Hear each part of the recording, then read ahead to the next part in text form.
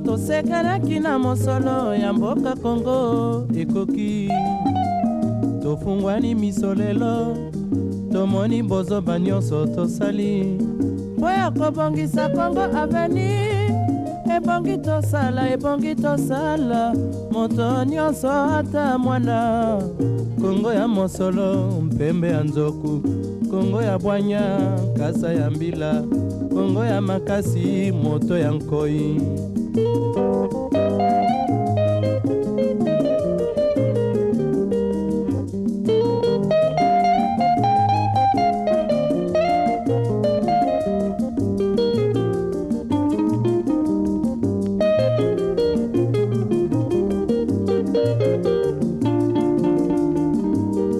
mikolo tosekanaki na mosolo ya mboka Kongo ekoki tofungwani miso lelo tomoni bozoba nyonso tosali mpo ya kobongisa Kongo Avenir ebongi tosala moto nyonso ata mwana Kongo ya mosolo mpembe ya nzoku Kongo ya bwanya nkasa ya mbila Kongo ya makasi moto ya nkoi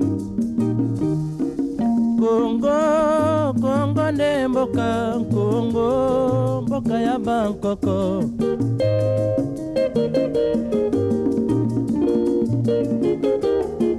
Kongo mboko mona pamba lobi mboko lula yango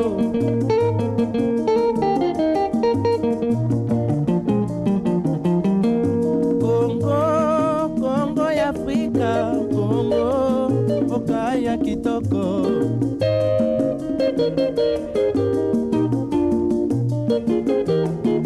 Kongo ya batu mayele Kongo bakobikisa yo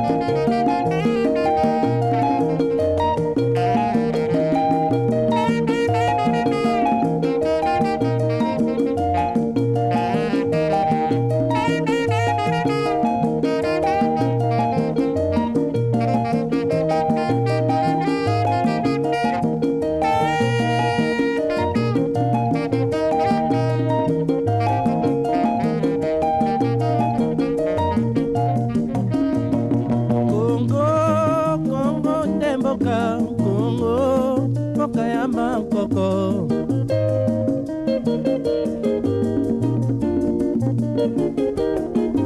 Kongo mboka mwana pamba lobi mboko lula yango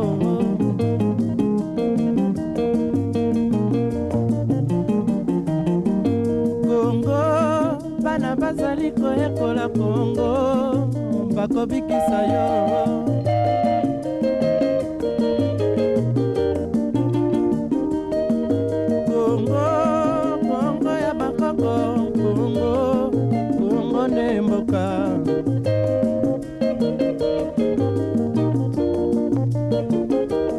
Maître Mithéo Mitélegi, je suis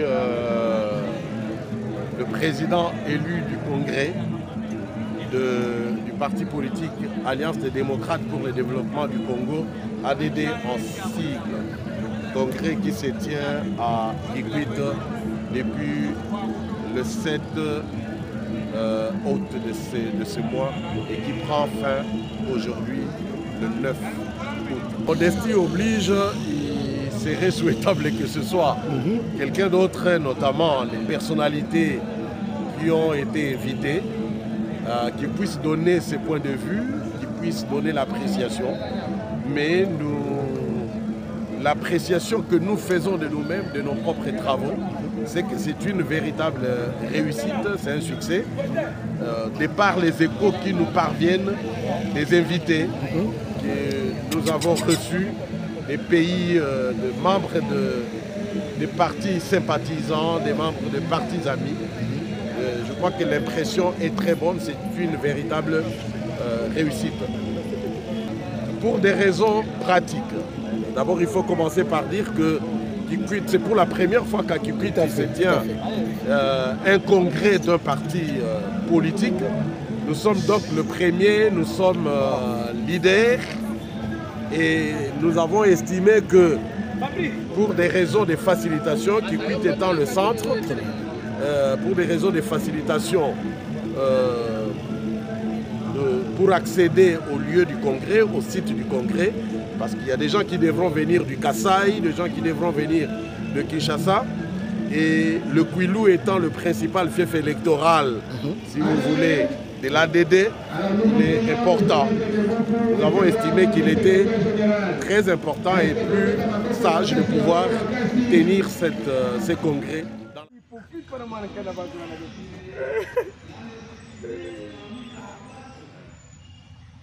Bandeko balandi ya Ofanel télévision ndenge bozali komona biso tozali pendant na ndeko Yves oyo boyebi donc cadre ya ADD na ndenge ba jeté donc l'homme du four au moulin na la ko benga e bon place bato makanisi sukaka ye akimisaka vitesse à passer na ndenge ba jeté ndeko Yves tokende tokuza ndenge ya écran na biso to sur la masolo oyo et utamaki kofungwama depuis mokolo ya le 7 les 7 ezaki ouverture ya congrès ya ADD oyo zali cadre donc parti cher à l'honorable Rombo Fumani Kimbadi donc le symbole de l'unité il y a province ya Kwilu et pourquoi pas les grands bandundu parce que batebele ba comprendre na wote le congrès salami et bandaki le 7 donc ezaki deuxième jour ezali mokolo pe otiaki maloba lelo eza mokolo asuka congrès na biso salama ya ADD boni yozo kanisa makambo ezole.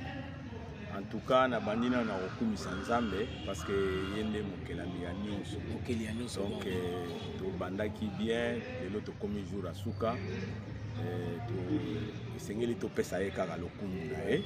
Pe to pesa lokumu na ba oyo nyonso na bino nyonso vraiment ba panjisa bosali musala kitoko na ba membre nyonso batikali engagé parce que lelo toza 3e jour bato bautaki musika Kasai, Gungu, Diofa, Bandundu, Kinshasa, donc alors moni batiki bandako na bango metina 3e jour baza kaka soko ko na salle moni ke baza kaka et puis ba militant pe bazoya quand même ko assister.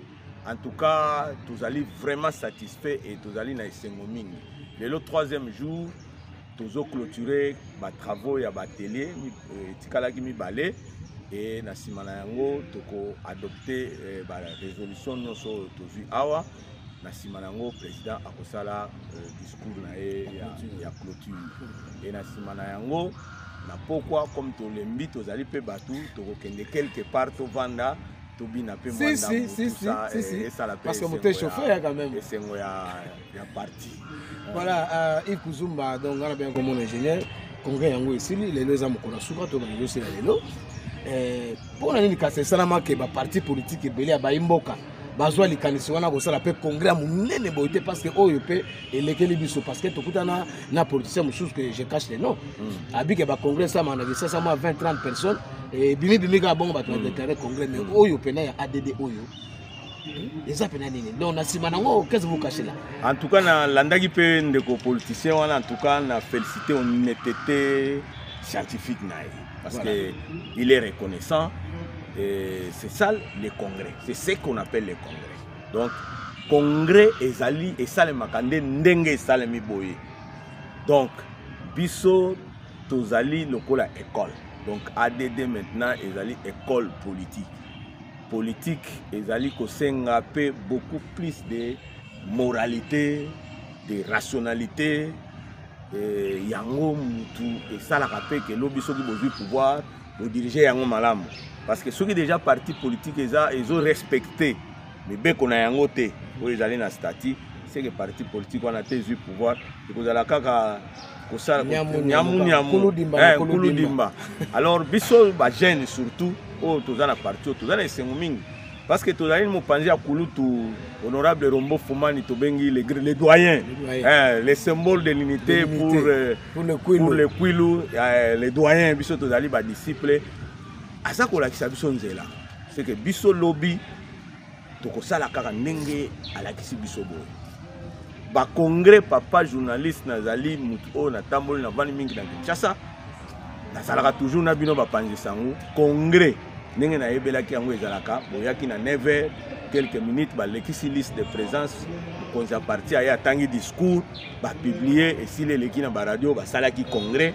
oh monter mututela comme président mututela ba de bon nyonso yo kana ba parti politique au congrès to salaki elongolaki oyo c'est parce que ba congrès wana esalamaki te selon ba norme nango tout à fait vous omona mais oyo esalami selon ba norme to engager débat citoyen démocratique tina suka to komi to zo adopter ba résolution nyonso to zui omoni congrès ndenge esalama c'est un grand travail ça ne peut pas se faire en un seul jour. Donc en tout cas esengwelekani mingi yango moni na maloba pe moko ezokima biso mais activité oyo et comme si biso de plus en plus engagé et ezali message tozali ko passer na ba jeune intellectuel oyo bazali na kwili boya na ADD to travailler na ADD to construire politique ya malamu pona ya kwilu to construire politique ya malamu kwilu il faut ezala kwilu eza quartier latin to kosala te ba parti politique poto kende kosomba ba voix poto sala boy non to tonga yango to tonga idéologie to sala yango lobby to mema mboka na changement soki te eza passe donc en tout cas papa journaliste nazana esengo mingi journée ya lelo ezali journée ya suka et batu nyonso balandaki biso banda to bandaki et lelo to komi na suka et suka oyo ya lelo to tiki yango na maboko ya Nzambe pe to yebisi bino ke ezali suka te pona nini to lancer maintenant ba opération ya ba adhésion massive. Les gens doivent adhérer na parti au ADD auto former force moko boye bal nyonso oyo balingaka dynamique Rombo Fumani avec le coordonnateur Albert Ounda na pesibino pe mbote ya trop tozo chama boko leader na bango Albert Ounda pe to tombola epe lobby akende likolo donc mbala oyo kikwiti il faut tozwa siège. On ne peut pas parler de la politique des élections au Kwilu précisément à Kikwit sans ADD. Voilà. Sans ADD. Parce que l'autre sali les hommes na peke même le lobby to goyaka na Kikwit pe to zana na projet belé na Kikwit. Donc ce qui lobby Nzambe asungi pe akosunga ke tozui siège tozui pouvoir Kikwiti ezali référence na biso eza capital économique munene c'est le programme au déjà parti politique. Voilà. En tout cas, merci Mingi parce que ça interview à Liboso, le temps est là. Donc on va travaux je continue pour qu'on va encore continuer pour tout à l'heure et niveau oyo ba travaux ezo ke négocier pour donc moi message à Souka Kandenge. En tout cas message à Souka ezali pena reconnaissance munene na président ya parti. Honorable Rombo Fumani, le symbole de l'unité pour le Kwilu, mon doyen. Voilà. Donc, on a pénal au colonanga yango, donc na kokaro souki sate, sans qu'il n'a pas ça remerciement. Et puis je suis très reconnaissant na ndengazo salé la musala. Moi je suis un homme de valeur, moi je défends des valeurs. Nazalaka vraiment mutumoko la linga mambo kende bien. En tout cas à la kisinga nzela mo en tout cas message nanga ezali message abatela biso nyonso pe oyo bana kwilu tosambela mpona ye Nzambe abatela ye apesa so mwa mikolo biso toyokola susu mwa politique oyo na nsima na ye po lobi totikala na kwilu oyo ekoki kokoma pe référence mpona bana Congo. Merci mingi ingénieur Yves topesi bino nyonso pe merci pe félicitations na mosala bosala malamu. Merci beaucoup. Monsieur Albert Ounda, bonjour. Bonjour Papa Aimé. Yo Ozali, la bouche autorisée de la jeunesse de la ville de Kikwit, en particulier puis du Kwilu en général. Donc la bouche la mieux écoutée à jeunesse en Mboka Oyo. Tomoni yo boni a onakati ya congrès ya ADD. Et koko sabiso congrès ngozo le kandenge ni ne puis ozu yango ndenge ni. Merci Papa Aimé, na ndenge olobi. Ndenge toye awa, toye ko participer na congrès. Congrès eza ya parti ADD. Parti ezo kangama na honorable Rombo Fumani Gimbadi. Oh to bengaka l'unité, le symbole de l'unité. Le symbole de l'unité. Congrès o eza activité moko par rapport même yanga Albert Ounda Kapolo. Eza eloko ya liboso où ils ont participé surtout dans la province de Kwilu. Et le congrès est à un niveau national. C'est-à-dire que le parti ADD est à un niveau provincial. Peut-être que nous avons organisé les participants au Baye Awa, presque la province Nyons. Nous avons Kassai, nous avons Congo Central, Kinshasa, nous avons Kinshasa, Kwango, Maïndombe, donc la province Nyons de Kotani Awa. Et puis, dans ce pays passé, nous avons facilité les Nyons qui quittent les net centre. Les net centre. Et puis, nous avons analysé, nous avons félicité le président. Fumani Gimbadi. Nandenge bandimi na bureau na ba membre mususu ko tsatsa ko na kata ville qui quitte la province de Kwilu parce que est mobilisé pe ba politicien mususu on a tout monde en côté tout monde en côté ça pour la première fois so zo le kanaba kuna so nini congrès ngo nini dozo expliquer to lipe na expliquer ba to ebele mais mobiliser ba to ebele pour ba yeba congrès za nini to lipe ba explication donc ils ont locomoko pour la première fois dans la province de Kwilu et puis précisément dans la ville de Kwilu, il a boyé salé. Donc, AD déjà parti politique moko autoco félicité parce que il y a une nouveauté dans la province de Kwilu, il faut soutenir yango. Ils ont parti moko soutenir. D'ailleurs, au moment où papa aimé avec les Zoya, au moment où participants et doba membre va s'adhérer belé belé parce que nous avons le cas et bazo mona pe biso valider la bouche autorisée jeunesse ndenge zo la bouche autorisée et la jeunesse ya ville qui occupe la province ya Kwilu ndenge bazo mona biso après okati déjà kuna biso pe tozoya parce que bazo landa biso to kendagana na ba parti o ya papa mbate biso to yé to talinanu modalité ya leader ya parti façon là ya ko travailler ndenge social na ndenge vivaka na bato ba intervention na ye na kati ya parlement donc yango wana emeli biso to landa ba modèle Rombo Fumani Gimbadi yango tozo landa ye ndenge to côté pe na congrès premier jour parce que lelo eza dernier jour troisième jour premier jour ezala ki ouverture et puis lobby papa aimé na moni ba tozo kende na ba commission c'est-à-dire bazo bimisa faiblesse na ba force ya parti na côté faiblesse bazo pesa ba solution parti ezala ka bongo parce que ceux qui mutawa ça l'activité ceux qui suivi exact ceux qui évaluation exact et ba ki musala on eza ya kokufa mais ba parti ya boy alanda ki lobby président lobby boloba o nyosa mabe yo kasonité o epesa ka passer o mona ke bloquer parti na biso bolobela parce que to préparer 2028 ba PCP ba laxi bato nani a cause la candidat cause la ndenge nini pour donc vraiment la CPI makasi les a ba parti mo to soutenir il faut to senga pe na jeunesse ba parti ko landa ngo ezana ba exemple donc bato bazana souci batala to marcha ki ndenge nini mbole eleki awa to kene ndenge nini ba force des années ba faiblesse des années ni pour ba faiblesse to ko sala eloko nini parti ezala ka bongo parti ezate moyeka o parti ba installer ka bureau et sili l'objet élection va kandaka en désordre. Non, non. Voilà un parti politique où il y a un modèle. Pour clôturer le congrès, quand nous allons reprendre les travaux à 14h30, quand nos impressions sont telles que ça aura été vraiment un grand moment d'échange.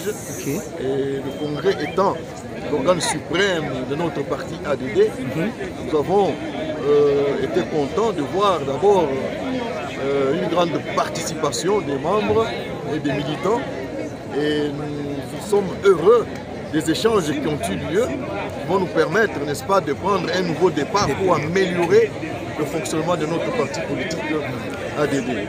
Non, vraiment, d'abord l'engouement et la détermination et même au niveau, par exemple, de la petite cotisation qu'on avait lancée pour l'organisation. Parce que vous savez, il ne faut pas toujours compter sur les cadres ou sur le président national, qui a d'ailleurs toujours exhorté les membres du parti à se prendre en charge et à dépasser ne plus qu'un petit rien. Alors, tous ceux qui ont contribué, quelle que soit la modicité de leur contribution, ils l'ont fait par amour pour le parti. Et cela démontre, n'est-ce pas, leur détermination. Et c'est quelque chose qu'il faut encourager. Avec un petit rien chacun, je crois que nous pouvons faire avancer beaucoup de choses. Et je suis content vraiment de la participation des différents membres. Il y en a même qui se sont pris en charge pour se déplacer jusqu'ici à Kikwit. Et le logement, la restauration, tout a été parfait. Et nous sommes vraiment contents.